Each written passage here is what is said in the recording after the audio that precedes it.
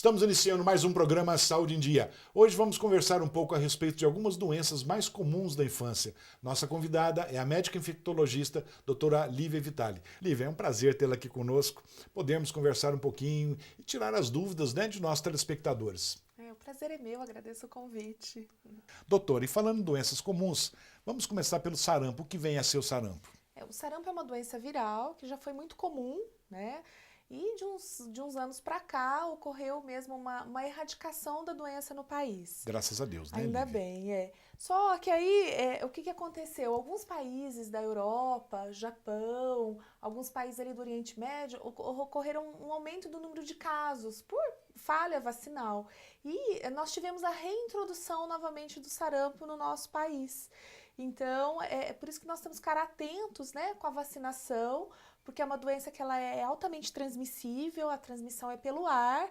Então, se a pessoa for viajar para o exterior, principalmente nesses países onde estão tendo casos, é interessante essa vacinação antes, né? Tomar o devido cuidado, né? Exatamente. E também a gente está atento na cobertura vacinal aqui dentro do país, para a doença que ela já esteve erradicada, ela não retornar e se tornar endêmica, né? Se tornar Exatamente. comum novamente. Olivia, e assim os sinais, sintomas de quem está com sarampo? Uhum. Você pode dizer pra O gente? sarampo ele é uma doença potencialmente grave, né? O paciente, geralmente, ele atinge mais a faixa etária, as crianças, né? Então, são manchas vermelhas no corpo, que a gente chama de exantema, febre alta, né? Coriza, pode dar tipo uma conjuntivite também. Tem um sinal que a gente chama de sinal de Koplik, né? Que é uma mancha branca que a gente Isso. examina na hora que a gente faz o exame da orofaringe. E é uma doença que ela pode trazer algumas complicações, né? Ela não tem um tratamento específico, o tratamento são medidas de suporte, mas ela pode complicar com pneumonia, com Então, olha só como é encefalite. importante, né? As mamães que estiverem nos assistindo, que são basicamente de crianças, né? Mas não impede Isso. que o adulto Que o tenha adulto também, né? também tenha. Então, por isso que é muito importante a vacinação para o sarampo e também fazer o reforço da vacina conforme indicado, né? Que não é uma dose só da vacina que previne. Então, você tem que estar fazendo os Seguir o calendário reforços. direitinho, né, Lívia? Isso. Uhum. Olivia, vamos falar um pouquinho de rubéola? O que Vamos é a lá. rubéola? Rubéola ou sarampo brando, que a gente chama, né? Também é uma doença causada por um vírus, é uma doença de transmissão respiratória, né? E aí também existem essas manchas no corpo, geralmente, que a gente chama de exantema também, geralmente são manchas mais claras, né? A rubéola pode dar gânglios, né? Ínguas no pescoço.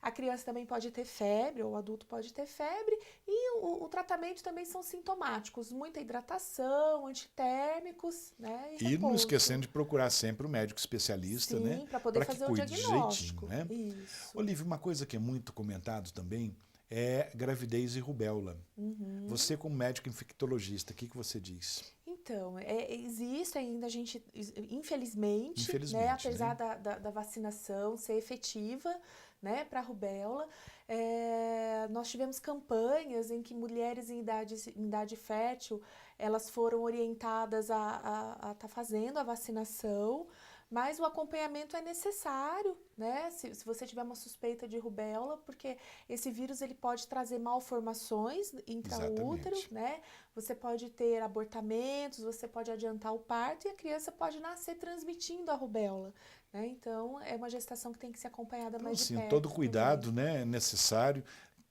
Procurar tomar, como você disse, as vacinas, né, de Sim, rotina e também tomar cuidado se tiver numa época assim que tem alguém com a com a rubéola, rubéola, ficar longe, né, sabendo que está grávida, tá, não aproximar da isso, pessoa, principalmente porque a né, transmissão é por via aérea, né? Então, não ter se contato afastar mesmo. mesmo sem contato, né? Isso. Uhum. E a catapora, Lívia? A catapora, eu acho que é a doença transmissível, mais transmissível, né? Eu É, acho que é a que todo mundo mais conhece também, né? É, que ela geralmente também é em crianças, quando no adulto ela é mais grave, né? Existe, assim, as lesões, elas atingem uma maior superfície corpórea e ela começa como bolhas, né? Essas bolhas, elas se tornam com aspecto de pus, depois elas se rompem e formam crostas. Então, a pessoa está transmitindo a catapora até a fase da crosta, né? A catapora, geralmente ela não complica, mas quando complica, as complicações são graves, principalmente ela pode dar também pneumonia e pode dar uma Olha só. encefalite também viral, né? E essa pneumonia, geralmente, é assim, são aquelas lesões que a criança vai lá e coça, né? Porque elas são E pruriginosas. aí fica tudo marcadinho o E corpo, fica né? marcadinho, e aquilo lá é porta de entrada para a bactéria, né? E aí essa Exatamente. bactéria pode estar causando ou infecção no local, né? Que é no local das lesões, ou então até mesmo pulmonar, né? Então a gente tem que ficar atento que as complicações da catapora são Embora, digamos importantes. assim, não é uma doença tão complicada, mas pode haver complicações, Isso, né? quando ela complica Complica, né? mesmo. Isso. E a cachumba, doutora? A cachumba. A cachumba também é causada por um vírus, nós estamos falando das doenças virais, Virais, né? né, doutora? Também é uma doença viral, pode dar febre, e ela é uma inflamação da parótida, né? Então você tem um aumento da glândula parótida, é uma íngua que dá geralmente de um lado só, né? E aí é importante o repouso, né? O principal tratamento da cachumba é o repouso, porque Isso. pode estar acometendo também testículos, né? No caso dos meninos. É a grande Então, preocupação, acredito, das mamães, né? Quando a criança tem a cachumba, né? exatamente, que ela também pode estar cometendo os testículos, então podendo levar até a infertilidade, né? Então, o tratamento também são sintomáticos, antitérmicos e muito repouso. Muito repouso e Isso. procurando o médico para orientação, Também, porque né? como dá gânglio, né, como dá essa íngua, pode fazer diagnóstico diferencial com várias outras doenças, inclusive com a rubéola, com a mononucleose, né, com toxoplasmose, então com outras doenças que também causam gânglios. E a transmissão também é contato. É contato por via aérea. Doutora, nós vamos fazer um breve intervalo, já voltamos com o programa Saúde em Dia. Voltamos com o programa Saúde em Dia. E hoje com a doutora Lívia, nossa convidada, que é a médica infectologista. Vamos falar um pouquinho então de coqueluche, pode ser? Vamos. Então, a coqueluche agora é uma doença bacteriana, né? Nós falamos no primeiro Chega de bloco, virais, né? de doenças virais. E é uma doença que, assim, nós estamos observando um aumento na incidência. Por quê? Porque, assim, a vacina é efetiva, mas com o passar dos anos, os níveis de anticorpos vão diminuindo. Então, é muito importante estar fazendo o reforço. Existe atualmente uma vacina que pode ser feita, porque antigamente a vacinação, o reforço da coqueluche era até 4 anos de idade, 4, 5 anos. Depois não se fazia mais esse reforço. Então, agora existe um reforço da vacina de coqueluche para adultos. Olha só, muito E bom. foi uma das últimas vacinas que entraram no calendário público de vacinação para vacinar gestantes. Porque o que acontece? Como os níveis de anticorpos vão caindo, né, com o passar dos anos, essas gestantes, elas estavam suscetíveis. E como a criança ela só vai receber a primeira dose da vacina de coqueluche aos 2 meses de idade, ela estava, ao nascer, né, acaba que a criança, o lactente está desprotegido. Então é muito Exatamente. importante essa mamãe estar se vacinando, né, na gravidez, porque aí ela vai estar já passando esses anticorpos de mãe Já para o está filho. prevenindo para o futuro Exatamente, para bebê, o futuro. né? Antes dele tomar a vacina, ele já vai estar nascendo com os anticorpos. Então, por isso que é muito importante, todas as mães gestantes, a gente pede também, se for possível, os pais, as pessoas que vão ter um contato mais direto com essas crianças, também está preconizado a vacinação desses contatos, porque o adulto, ele tem a coqueluche, mas de uma forma mais frustra, assim, não é aquela coqueluche, né? Quais que são os sinais e sintomas da coqueluche? Principalmente tosse, né? Aquela tosse, Certo. a criança tosse até vomitar. Né? E a tosse da coqueluche, o pediatra mais antigo, que já viu muitos casos, ele de escutar a criança tossir na sala de espera, ele já faz o A hora que entra já tem um diagnóstico, ele já né? dá o diagnóstico, né? Então, no adulto não é um quadro clínico tão exuberante quanto é da criança, né? Então, é aquele adulto que tosse, mas não é, assim, os sintomas não são tão exuberantes. Então, por isso que é importante a vacinação dessa faixa etária mais velha para poder estar evitando essa transmissão para as crianças, para os lactentes que ainda não foram vacinados e nessa faixa etária a coqueluche ela é mais grave, né? Doutora, vamos falar um pouquinho da transmissão, pode ser? Sim, a coqueluche também é uma doença transmissível por gotículas, né? Então, o contato é próximo, então é transmissão aérea, né? Então, por isso que é importante todas as pessoas que vão ter contato mesmo com o recém-nascido, elas não estarem com doenças respiratórias mesmo, né? Com tosse, porque a transmissão da coqueluche é por via aérea. Eu acho que é até importante, né? Você falou uma coisa muito importante agora, que a pessoa que tiver com algum probleminha, alguma doença, evitar chegar perto ou da grávida ou do recém-nascido, não é verdade? Isso, porque, por exemplo, a grávida, ela já é uma imunossuprimida, né? A própria gestação, ela diminui a defesa da grávida para ela poder levar a gestação até o final. E a criança, ela nasce sem o sistema imunológico formado. Então, até ela receber as primeiras vacinas, né? A gente até recomenda que não saia de casa, que não tenha contato com outras pessoas, que não fique em ambientes fechados com muita aglomeração, né? Exatamente. E principalmente as crianças, os lactentes jovens, né? Que estão mais suscetíveis. Né? Lógico. Doutora, podemos falar um pouquinho sobre mononucleose? Sim, vamos lá. O que vem a ser a mononucleose, Lívia? A mononucleose também é uma doença viral, né? Só a coqueluche, por enquanto, que não foi. E ela é uma priminha do herpes, é da mesma família do herpes, é causada por um vírus que chama Epstein-Barr, e a gente chama a mononucleose de doença do beijo, né? Mas não necessariamente você pega Ninguém através do precisa ficar beijo. preocupado, né, Lívia? Não é assim. Pode ser, por gotículas. Então, um contato próximo, né, respiratório, você pode estar adquirindo a mononucleose. E a mononucleose é uma doença que ela é autolimitada, ela não tem tratamento específico e, assim, tem como sinais e sintomas as ínguas, né, os gânglios no pescoço.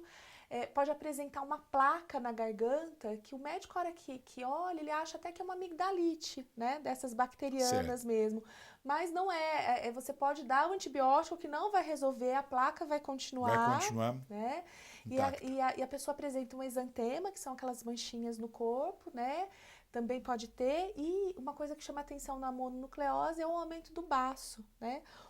O vírus, ele passa pelo fígado, pelo baço, então pode dar alteração também nesses órgãos, e não existe tratamento específico, o tratamento é repouso, muito líquido, antitérmicos e evitar traumatismos. Então eu oriento quando, principalmente meninos, né, que são mais, que fazem mais, né, jogam futebol, né?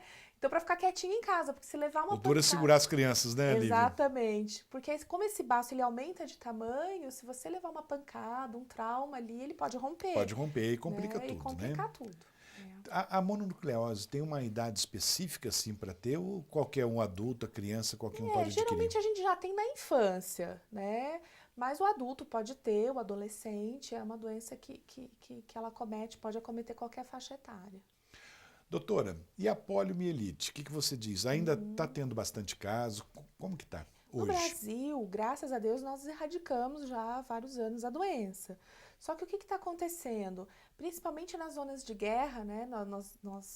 A gente acompanha os jornais, então na Síria, Iraque, naquela que tristeza, região, né, Lívia? muito. E não é só a polio, né? Várias doenças estão emergindo ali porque eles não têm nem o que comer direito. Então, eles não têm cuidados de higiene, né? Saneamento básico, não tem mais acesso à vacinação de rotina. Então, aumentou o número de casos de poliomielite nesses países. Então, é uma coisa que a gente tem que ficar alerta, né? Porque hoje, com a globalização, as pessoas vêm e vão o tempo todo. E, lógico, levando, né, de um país para outro alguma doença, né? Isso. Agora, o que nós temos, assim, de recente da poliomielite é que houve uma mudança no calendário vacinal. Então, antigamente era gotinha a partir dos 2 meses de idade, né? Você fazia gotinha com 2, 4, 6, depois o reforço com 1 aninho e depois ia fazer as campanhas, né? Hoje em dia, não. Hoje, o que a gente faz? A gente faz a Salk, que é a vacina inativada da polio. Então, com 2, 4 e 6 meses, você faz essa vacina inativada, ela é uma vacina mais segura. Porque olha que bom, hein, Lívia? Tanto que nos Estados Unidos, a vacina da polio, ela não é nem usada, a polio oral, ela não é nem usada mais, é só a Salk. E é uma vacina mais segura, porque a polio, ela pode, assim, em alguns casos, ela pode dar uma forma, a criança pode fazer a poliomielite vacinal pelo vírus da vacina, porque é uma vacina de vírus vivo, né, inativado. E aí crianças menores são mais suscetíveis, então visando essa segurança, né? O Programa Nacional de Que coisa boa. Imunizações mudou a vacina, então, para 2, 4 e 6 meses, a vacina agora é a SAL, que é injetável. Porque que duro, né? Puxa, a mãe leva a criança para vacinar e de repente a própria vacina acaba Você imagina, tendo isso algum problema, pode né? acontecer, né? É raro, mas pode acontecer. A transmissão da poliomielite, como que se dá? A transmissão da poliomielite é uma doença por saneamento básico, né? Então é por água, a transmissão ela ocorre pelas fezes, né? Então ela é uma transmissão fecal-oral, né? Medidas de higiene, De né? higiene, isso. Doutora, nós vamos fazer um breve intervalo, já voltamos com o programa Saúde em Dia. Voltamos com o programa Saúde em Dia e hoje conversando um pouco a respeito de algumas doenças mais comuns da infância. E nesse bloco também a presença da Thaís com as perguntas de nossos telespectadores. Thaís, você já teve todas essas doenças ou não? Não, doutor, graças a Deus minha mãe deu todas as vacinas desde Que coisa criança. boa, né, Thaís? Bom, doutor, o prazer é meu estar aqui novamente no programa. Gostaria também de deixar já o endereço para o pessoal de casa, né, participar com a gente, que é drluciano@programasaudeendia.com.br. Eu já estou esperando a participação de vocês e lembrando que a identidade, né, o sigilo de todas as perguntas, né, de quem nos envia, ele é mantido por questões éticas. Doutora Lívia, vamos falar um pouquinho a respeito de pneumonia, pode ser? Sim, pode ser. O que vem a ser a pneumonia, todo mundo sabe que a pneumonia é isso, aquilo, mas vamos explicar direitinho para os nossos telespectadores? A pneumonia é uma infecção dos pulmões, né? Que ela pode acontecer por vírus, mas mais comum por bactérias. E ela costuma ocorrer mais nos extremos de idade, né? Mais nas crianças ou então nos idosos. E assim, o que a gente tem visto é uma diminuição do número de internações, né, de crianças depois que a vacina, eles falam, a gente chama de vacina para pneumonia, mas a vacina contra o pneumococo, que é uma bactéria, que é a bactéria que mais causa pneumonia, ela entrou na rede pública já há alguns anos, né, então isso causou um impacto muito grande, positivo, né, na diminuição de internações. Graças a Deus, graças né, que a coisa Deus, boa. muito bom. Então, principalmente essa bactéria, o pneumococo, né, que causa, mas a gente pode ter pneumonia por outras bactérias também, né? Mas é uma doença que, assim, a maioria das vezes o diagnóstico ele é dado, a criança tem febre, tem tosse, chiado, fica com falta de ar, né? Aquela tosse com aquele catarro já mais amarelado. Então, a gente já, quando esses sintomas perduram aí por 2, 3 dias, a gente já acha que já não é mais uma gripe, pode já ter alguma contaminação bacteriana e ficar atento para o tratamento. Na maioria das vezes, o tratamento ele pode ser feito em domicílio, né? E nos casos sem mais necessidade graves, de internar, né? Isso é bom. nos casos mais graves é necessária a internação. Mas a vacina, ela deu um impacto muito positivo, assim, Que na coisa redução. boa, né, doutora? Muito bom. E, Lívia, a pneumonia na pessoa idosa é um pouquinho pior, né, não? Então, eu acho que todas as infecções, né, nas pessoas idosas, porque são os extremos de idade mesmo. A gente tem uma senescência, né, uma diminuição do sistema imunológico nos idosos. Então, é onde eles também podem fazer as infecções deles são mais graves. Então, é importante, assim, a gente estar identificando precocemente, estar tratando os quadros virais, os quadros bacterianos, né? E também agora tem uma vacina que é mais efetiva. A gente tinha uma vacina que era a Pneumo 23 anteriormente. Hoje nós temos uma vacina específica para os idosos, é a vacina Pneumo 13, que é uma vacina que ela tem uma eficácia grande também para essa bactéria, né? Lembrando assim, a gente tem várias bactérias que podem causar a pneumonia, mas a mais comum é essa, que é o pneumococo. Então, e a transmissão, Lívia? A transmissão da pneumonia também é por via aérea, Via aérea, né? Também.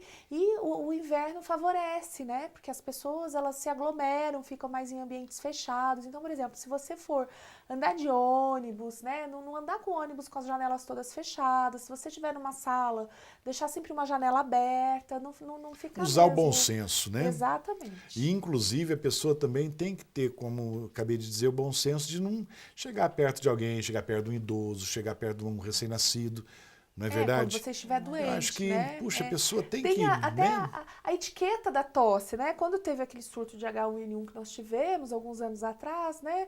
Eu acho que as pessoas estavam mais, assim, atentas. Aí a coisa vai caindo, né? No dia a dia. Colocar a mão, tampar, então, né? Tem a etiqueta da tosse. Quando você for tossir, ou você põe a mão, ou você... Ou põe o braço, né? Ou você põe, né, o braço, que aí você evita mesmo de estar disseminando essas partículas pelo ar e de estar transmitindo isso para outras pessoas. Doutora, vamos falar um pouquinho das perguntas dos nossos telespectadores, pode ser? Claro. Thaís? Bom, a primeira delas, doutora, quais são as doenças mais frequentes no inverno? Principalmente as doenças respiratórias, né? Justamente como a gente acabou de falar, as pessoas se aglomeram mais, então é um ambiente propício, né, para a proliferação dessas doenças. Então a gente tem as gripes, os resfriados, né, as IVAs, como a gente diz, a infecção das vias aéreas superiores. A gente pode ter também conjuntivite, né, por essa aglomeração também de pessoas. As meningites, né, também são mais comuns agora no inverno. Então, são doenças que se aproveitam de aglomeração mesmo para poder estar se disseminando. Sim, doutora, quais são os públicos mais vulneráveis a essas doenças? Acabamos de falar alguma coisa sobre isso, né, Lívia? Isso, são os extremos de idade. Então, são crianças menores de 2 anos e idosos acima de 60 anos, né? Que são, vamos dizer, os indivíduos que não estão com o seu sistema imunológico totalmente 100%, né? Que tem que tomar um pouco mais de cuidado, Exatamente. né? Doutora, como podemos nos prevenir ou amenizar os sintomas? A prevenção seria principalmente estar evitando locais aglomerados, né, com aglomeração de pessoas. A gente sabe que no inverno as pessoas têm tendência a ficar em locais mais fechados. Então é muito importante, num ônibus, né, numa sala de espera, não ficar com o ambiente totalmente fechado. E amenizar os sintomas através da ingestão de líquidos, né? A gente sabe que o líquido ele ameniza esses sintomas e evita aí um desfecho desfavorável dessas doenças. Uma outra forma também de prevenção é o uso do álcool gel. O álcool gel ele é muito Importantíssimo importante. aí, né, Lívia? A gente não deve esquecê-lo, né? Então é importante você ter dentro da bolsa um frasquinho, tá usando. A gente sabe que os vírus, né? Eles podem ficar algum tempo ainda em superfícies. Então, se você tocar, você pode estar levando esse Eu acho que é importante, né, a pessoa ter na bolsa, por exemplo, na mesa, em livro, jornal. Não é isso? Maçaneta. O pessoal que anda de ônibus, né? Então, às vezes, pega no mesmo local que todo mundo pega, né? E se ele sobrevive até quanto? Até 30 e poucas horas, Lívia? Até 72 horas. A gente sabe que o vírus da gripe ele pode ficar nessas superfícies, né? Quer dizer, e a gente sabe que o álcool gel ele é tão efetivo quanto a higienização das mãos com água e sabão. Porque às vezes não tem como a pessoa estar lavando a mão na rua pia, toda hora, né? Pelo ali, menos né? fica fácil, né, Thaís? É muito legal carregar. Você carrega seu bolsa. álcool gel, Thaís? Eu carrego, doutora. Acho Parabéns. importante, principalmente quando você vai no restaurante, acho que é muito importante Também, ter. às vezes o restaurante não disponibiliza, né? Isso. Você tira da bolsa e tá usando o álcool gel. Bom, a quarta pergunta, doutora, é até uma dúvida minha também. Qual a diferença entre gripe e resfriado? Então, são duas doenças distintas, causadas por vírus, mas são vírus diferentes, né? Então, a gripe é causada pelo vírus influenza, que ele tem vários subtipos. É um quadro clínico, assim, a pessoa fica mais prostrada, a febre é maior, a pessoa demora mais tempo para recuperar dos seus sintomas. Então, vamos dizer que gripe é um quadro mais sério, né? É uma coisa que você tem que ter mais cuidados, porque senão pode estar trazendo complicações. Agora, o resfriado, ele pode ser causado por vários vírus, né? Mas é um quadro clínico mais leve, autolimitado, ele não tem uma duração tão grande Uma coisa mais suave, mais suave, a febre é mais baixa, se houver, é mais uma coriza, né? Uma tosse, mas que logo, uma febrinha baixa, que logo a pessoa se recupera, não precisa, assim, de tanto repouso, né? A gripe, não, o quadro gripal já demanda maiores cuidados. Né? Mais cuidados. Isso. Bom, doutor, hoje foram estas as participações online. Eu gostaria novamente de deixar o endereço de e-mail, que é drluciano@programasaudeendia.com.br. Espero a participação de vocês, não só do tema do dia, né, doutor? Lógico. Mas outros assuntos As que são dúvidas também que tiverem, né, Thaís? relacionados à saúde. E convido também o pessoal de casa a visitar a nossa página no Facebook e no Instagram, que é Programa Saúde em Dia, e também a sua página particular. lar, né, doutor? Quem quiser pode acessar minha página, está no nome do Facebook, que é Luciano Tadeu Simão Incrossi. Isso, esperamos a participação de vocês. Se Deus quiser. Doutora Lívia, infelizmente, chegamos no finalzinho do programa. Muito obrigado pela presença, muito obrigado pelas explicações, que tenho certeza que nossos telespectadores gostaram muito. E antes de encerrarmos, eu gostaria, se possível, que deixasse uma mensagem para os nossos telespectadores. Pode ser? Pode, claro. Olha, eu que agradeço, né, o convite de estar aqui. E assim, eu acho que a mensagem que eu gostaria de deixar é sobre mesmo os cuidados, o autocuidado, né? A pessoa está higienizando as mãos, está tomando cuidado, assim, do ambiente que frequenta, né? De não ficar em locais fechados, né? E água usar o bom senso, usar né, o bom senso, exatamente. E água e sabão não faz mal para ninguém, né? Pelo contrário, né? Doutora, então, mais uma vez, muito obrigado. Thaís, muito obrigado. Chegamos, então, ao final de mais um programa Saúde em Dia. Fiquem com Deus e até a próxima semana.